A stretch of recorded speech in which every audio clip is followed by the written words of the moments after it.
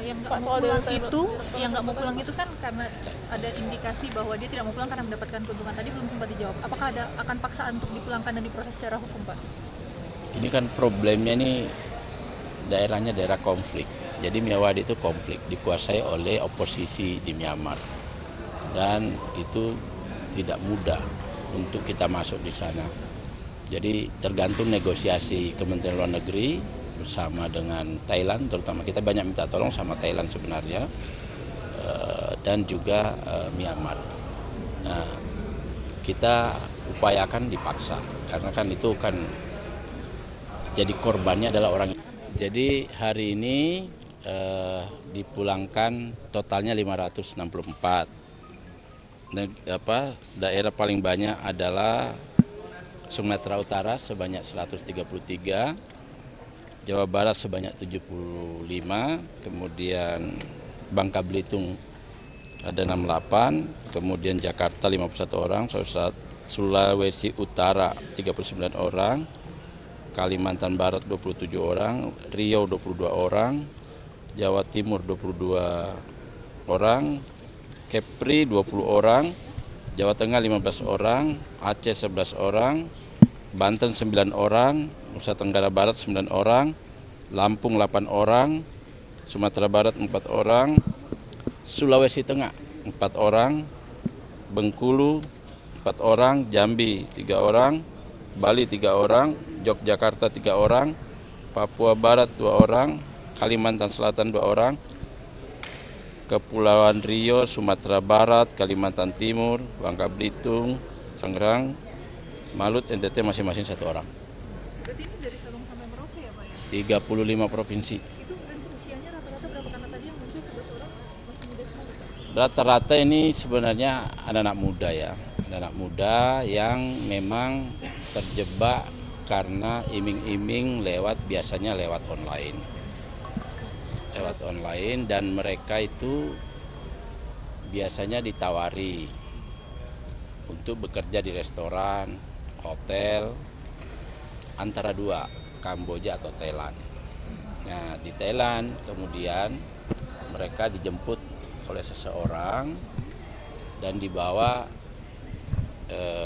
ke tempat di mana ternyata itu sudah wilayah Myanmar. Nah, Myawadih itu tadi itu memang berbatasan langsung, hanya berbatasan sungai dengan Thailand. Nah, Myawadih ini satu kampung dan di sekitarnya juga sama mempekerjakan orang-orang yang sekarang ini TPPO dari semua negara. Saya pernah menerima satu orang dari Medan, itu dia berenang di tengah banjir, akhirnya selamat. Jadi gitu. Nah, rata-rata yang datang ini memang mengalami penyiksaan. Bentuk penyiksaan yang paling umum pemukulan, lalu juga setrum, kemudian makan tidak jelas, maksudnya kadang-kadang dikasih makan, kadang-kadang tidak. Tidurnya juga di lantai, dan jam kerja yang hampir 24 jam. Istirahatnya 2-3 jam sehari. Tadi kan dibilang ada ancaman untuk penjual organnya, tapi kita punya datanya nggak? Apakah ada warga negara Indonesia yang sudah jadi korban penjualan organ? Kalau sampai hari ini kita belum punya datanya. Nah, makanya itu nanti kami dalam pendataan ini kita akan profiling satu-satu masing-masing yang 564 ini, kita profiling mulai dari kasusnya sampai pada kondisi kesehatan psikis maupun kesehatannya secara umum, dan juga kemungkinan dia punya masalah-masalah lain. Jadi kita akan profiling dalam waktu dekat ini. Memang rencana kita tampung 3 hari, semua kita tanggung dan kementerian kami ikut menanggung, termasuk pemulangannya nanti di kampung masing-masing.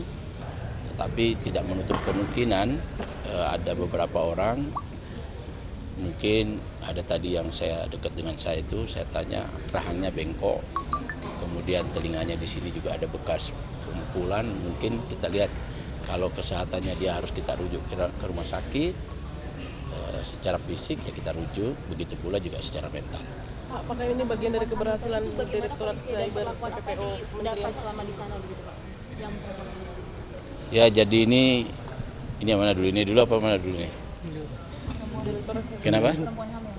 Jadi di yang kita ketahui 5 sampai 6 orang itu hamil dan memang mohon maaf ya diduga juga, tapi ini kita akan perdalam, beberapa orang ditelanjangin, bahkan ada pelecehan seksual. Pak, yang nggak Pak, mau soal pulang data itu, yang nggak mau pulang itu kan karena ada indikasi bahwa dia tidak mau pulang karena mendapatkan keuntungan, tadi belum sempat dijawab. Apakah akan paksaan untuk dipulangkan dan diproses secara hukum, Pak? Ini kan problemnya nih daerahnya daerah konflik. Jadi Myanmar itu konflik, dikuasai oleh oposisi di Myanmar.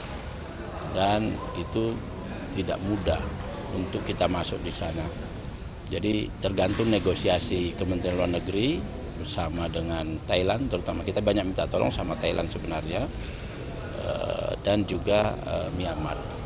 Nah, kita upayakan dipaksa, karena kan itu kan jadi korbannya adalah orang Indonesia, jadi korban penipuannya nanti.